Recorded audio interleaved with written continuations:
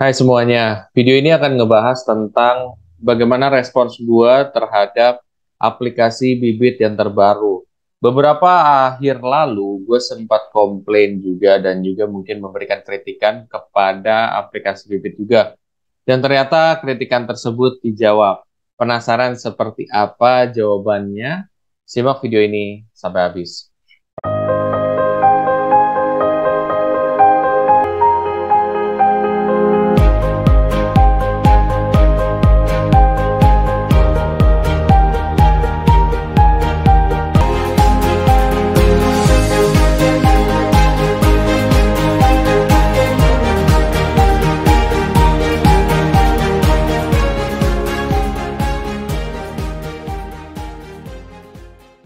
Oke, sebelum masuk lebih dalam, seperti biasa, gue akan coba disclaimer dulu.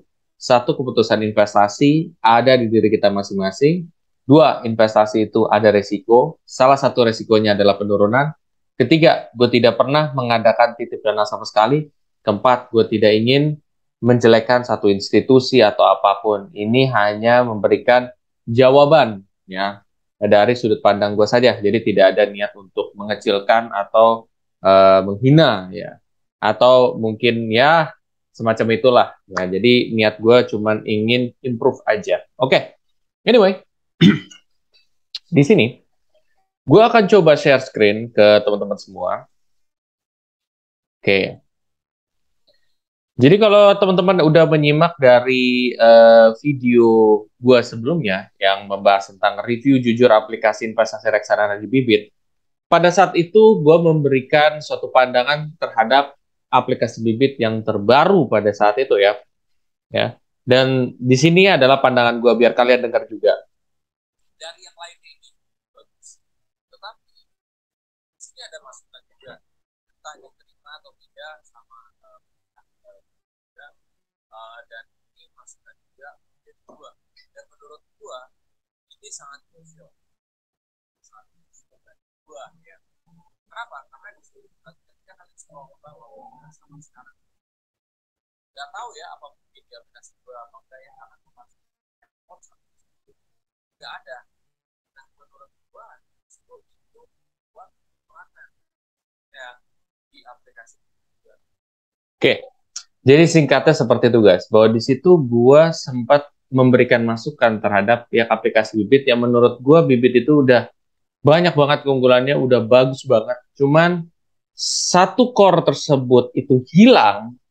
Ya, orang bilang katanya, oh ya, itu kan di aplikasi tersebut bisa diakses dengan klik portofolio atau mungkin klik lainnya. Iya, tapi lu bayangin kalau lu jadi pemula gitu. Kalau lu jadi pemula, mereka nggak akan langsung tahu. Dan kedua, yang lu mesti tahu, nggak semua pemula itu tuh baca atau nonton video-video di Bibit atau tutorial Bibit. Nah, cara lo bisa menangkap itu balik atau orang bisa mengerti itu adalah dengan investasi sekarang itu tidak dihapus gitu.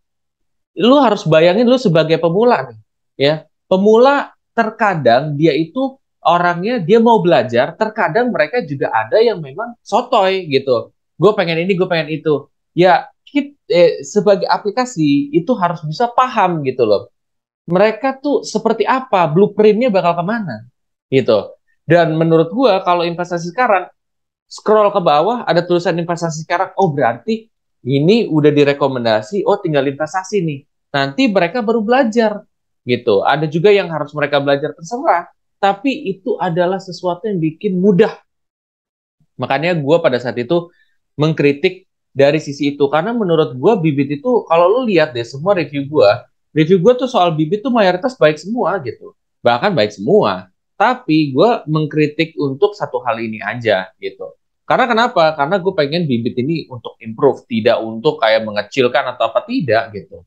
Bahkan gue kenal juga kok sama apa foundernya, co-foundernya, ya bahkan gue masih ngobrol juga gitu. Cuman kan yang namanya masukan kan wajar gitu untuk improve suatu aplikasi menjadi lebih baik juga. Begitu pula dengan aplikasi lain gue juga beberapa kali kritik dan ya ternyata kritikan gue didengar gitu. Ya lihat ya.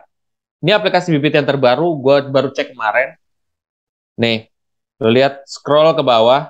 Nah, ini nih rekomendasi robo, investasi sekarang udah mulai ada. Artinya apa? Artinya kritikan gue didengar. Memang mereka tidak kayak mengucap secara langsung atau apa, tidak. Tapi di sini adalah mereka dengar dan akhirnya dibalikan lagi fitur ini. Ya, menurut gua ini adalah suatu hal yang sangat bagus ya. Maksud gua kalau untuk yang kayak gini, ini tuh gak bisa diperdebatin, Pak. Gini. Ini tuh harus ada gitu. Bukan option. Harus ada dalam arti lo mungkin bisa lo taruh di lainnya atau apa, tetapi lo bayangin kalau lo orang pemula gimana? Itu yang lo harus bayangin. Mereka nggak akan pikir sampai ke situ. Mereka mikirnya simple. Gimana cara invest? Pada zaman dahulu gue kerja di aplikasi reksadana pun, mereka aja dengan ada sistem kayak gini, mereka masih bingung gitu. Imagine atau bayangin mereka tuh nggak ada kayak gini gitu. Maka harus berbuat apa? Sedangkan mungkin sebenarnya ada edukasi di YouTube atau di misalkan di blog dari mereka dari macam-macam aplikasi tersebut, tapi mereka belum tentu entah mereka nggak mau baca, entah mereka maunya yang simple, itu gitu. Ya jadi memang susahnya aplikasi itu seperti itu. Mereka aplikasi harus bisa memahami orang tuh kemana dan arahnya mau kemana.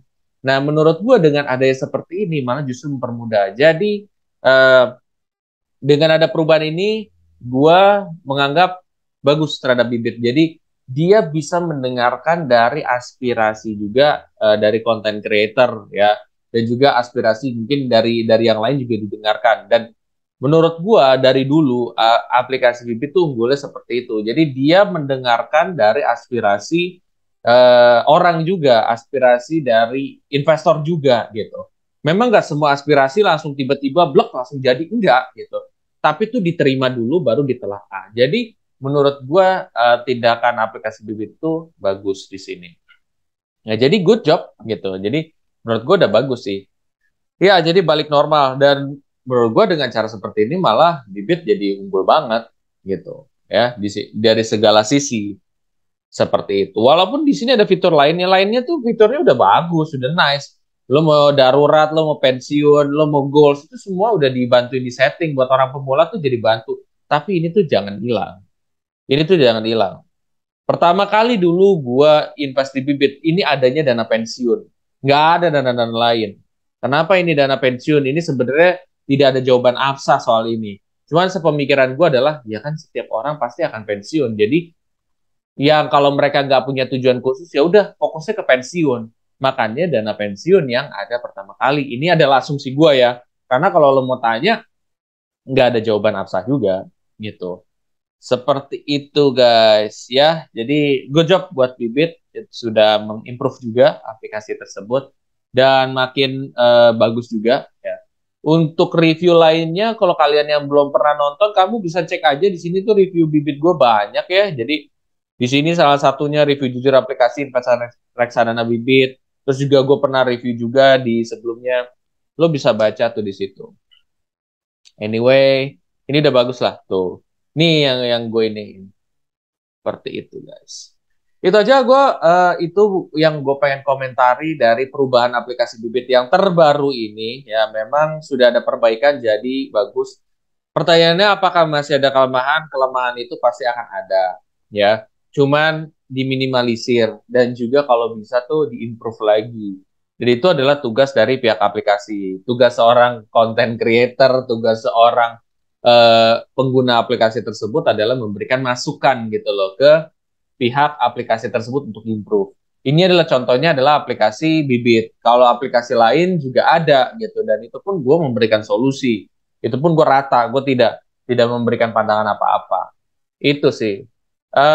Itu aja sih sudut pandang gue dan gue di sini tidak untuk hal ini gue tidak dibayar dari pihak aplikasi Bibit juga. Itu aja. Jadi pure dari opini gue sendiri.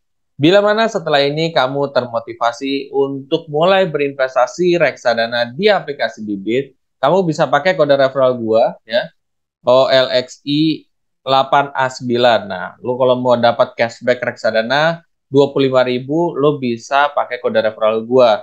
Jadi lo dapat, gue juga dapat. Tapi terserah kalian. Itu kalau kamu mau aja. Toh itu kan juga buat kamu juga, nggak semata-mata juga buat gue, tapi buat kita berdua. Tapi kalau kamu mau aja, kalau kamu nggak mau juga nggak apa-apa.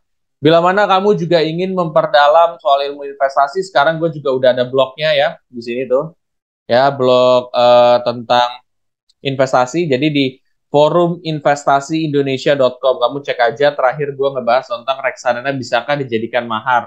Nah di sini ceritanya bagus banget dan di sini gue menjadikan reksadana sebagai mahar. Ini bisa kamu tiru juga. Ini buat masa depan istri kamu juga. Jadi bisa tuh untuk kamu tiru juga. Bahkan, nah ini mungkin ke depannya sih. Nanti ya gue pengen sih istri gue juga kalau bisa tuh cerita juga tentang pengalamannya. Karena dia juga surprisingly dia juga kaget terhadap perkembangan reksadana yang ada sekarang. Seperti itu. Itu aja. Bila mana kamu rasa video ini sangat bermanfaat, kamu coba share aja konten ini ke sobat investor yang lain. Siapa tahu mereka juga ingin tahu opini gua dan tahu bagaimana cara aplikasi ini tuh apa ya menerima komen gitu dan menjawab komen juga ya. Jadi kamu bisa share aja mau itu di Instagram, di Facebook, di WhatsApp itu terserah kamu. Sampai jumpa di video selanjutnya. Terima kasih.